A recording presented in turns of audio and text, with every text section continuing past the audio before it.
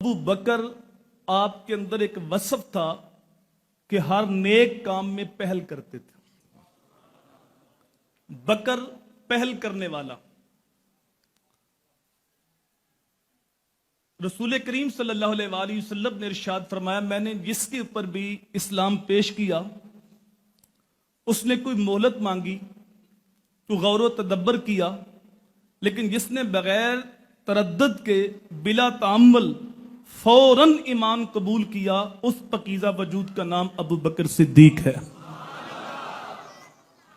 اور اگر آپ کی زندگی کا مطالعہ کریں تو صرف ایمان لانے میں پہلے نہیں، ابو بکر ہر نیک کام میں پہلے نمبر پہ.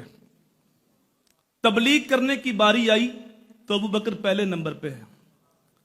حضور کا دفاع کرنے کی باری آئی تو ابو بکر پہلے نمبر پہ ہے. ہجرت کرنے کی باری آئی تو ابو بکر پہلے نمبر پہ ہے.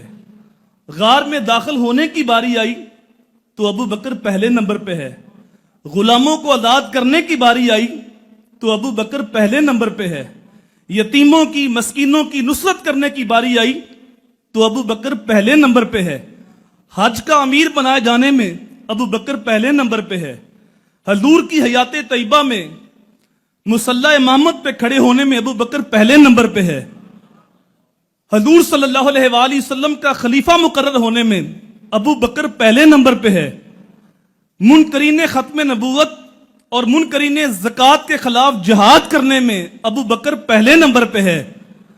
ابو بکر صرف ایمان لانے میں پہلے نہیں، ابو بکر ہر نیک کام میں پہلے نمبر پہ. اس لیے آپ کو ابو بکر کہا جاتا ہے. اور عتیق ایسے شخص کو کہتے ہیں جس کو اللہ نے جہنم کی آگ سے آزاد کر دیا ہو. میرے حضور نے ایک دن آپ کو پیار سے دیکھا اور فرمایا، انتا عتیق من النار، ابو بکر تو جہنم کی آگ سے آزاد ہے. ہم دعائیں مانگتے ہیں، اللہم اجرنا من النار، اے اللہ ہمیں جہنم کی آگ سے بچا لے، ہمیں جہنم کی آگ سے آزاد کر دے. ہم دعائیں مانگتے ہیں، لیکن حضور نے صدیق کو یہ پروانہ عطا کر دیا کہ تجھے رب نے جہنم کی آگ سے آزاد کر دیا ہے. اور صدیق سچ بولنے والے کو کہتے ہیں. صادق معنی بھی سچا ہوتا ہے، لیکن صادق جب سچ بول رہا ہو اس وقت سچا ہوتا ہے. صادق کبھی کاذب بھی ہو سکتا ہے، یعنی اس کی زبان پہ کبھی جھوٹ بھی آ سکتا ہے، لیکن صدیق صفت ہے. صدیق ایسے شخص کو کہتے ہیں جس کا خمیر صداقت سے گوندا گیا ہو، جس کی زبان پہ کبھی جھوٹ نہ آیا ہو.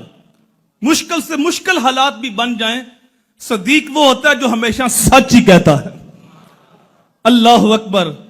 اور اللہ فرماتا ہے، والذی جاء بصدق، وہ جو سچ کے ساتھ تشریف لائے، وصدق بہ، اور جس نے سچ کی تصدیق کی، اولئک ھم المتقون، یہ پرلے درجے کے متقی لوگ ہیں. اور جمہور مفسرین کا یہی قول ہے، والذی جاء بصدق ھو محمد وصدق بہ ھو ابو بکر، جو سچ کے ساتھ تشریف لائے وہ امام الانبیاء ہیں، اور جس نے سچ کی سب سے پہلے تصدیق کی وہ ابو بکر صدیق ہیں. اور یہ صدیق لقب اللہ نے اس دن عطا کیا جس دن میرے نبی معراج سے واپس پلٹے اور کفار سے کہا کہ میں رات کے مختصر حصے میں مسجد حرام سے مسجد اقصی گیا اور واپس پلٹ کے آیا. 1 مہینہ جاتے لگتا ہے، 1 مہینہ واپس آتے لگتا ہے. میرے رب نے مجھے یہ شان دی ہے کہ میں یہ 2 مہینے کا سفر 1 رات میں طے کیا. کفار نے نہ صرف انکار کیا بلکہ سخت پراپیگنڈا کیا. جو نئے نئے مان لائے تھے انہیں کہا کہ پہلے آسمانی خبروں کا دعویٰ تھا اور اب 2 مہینے کا سفر 1 رات میں طے کرنے کا دعویٰ ہے.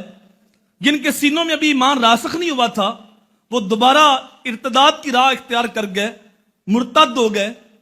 اور اسی دوران وہ کفار حضرت سیدنا ابوبکر صدیق کے دروازے پہ پہنچے اور کہا، اگر کوئی کہے کہ رات کے مختصر حصے میں مسجد حرام سے مسجد اقصی گیا واپس پلٹ کے آیا، کیا مانتے ہو؟ کہا بتاؤ. کہا کس نے ہے؟ کہا اس بات کو چھوڑو، مانتے ہو؟ کہا بات ماننے کی ہے ہی نہیں. جب کفار نے دیکھا لوہا گرم ہے، چوٹ ٹکانے پہ آئے گی، تو خوشی سے اچھل کے بولے، تیرے یار نے کہا ہے کہا انہوں نے کہا ہے تو میں تصدیق کرتا ہوں سچ کہا ہے. وہ تو مسجد اقصی کی بات کرتے ہیں, اس سے آگے کی بات کرے میں پھر بھی مانتا ہوں. فَلِذَالِكَ ثُمَّ يَا صدیق, اسی دن سے آپ کا نام صدیق پڑ گیا. یہ عاشق صادق ایسے وفادار تھے, نہ صرف خود بلکہ اپنا پورا خاندان حضور کا وفادار بنا دیا. اپنے غلام, 4 پشتے تو شرف صحابیت سے ممتاز ہیں ہی, لیکن آپ کے غلام بھی حضور کے عاشق اور وفادار تھے. وہ کٹ مرنا تو گوارا کر سکتے تھے, لیکن حضور کی مخالفت کبھی گوارا نہیں کرتے تھے. اس لیے اقبال نے کہا تھا, پروانے کو چراغ تو بلبل کو پھول بس, اور صدیق کے لیے ہے خدا کا رسول بس.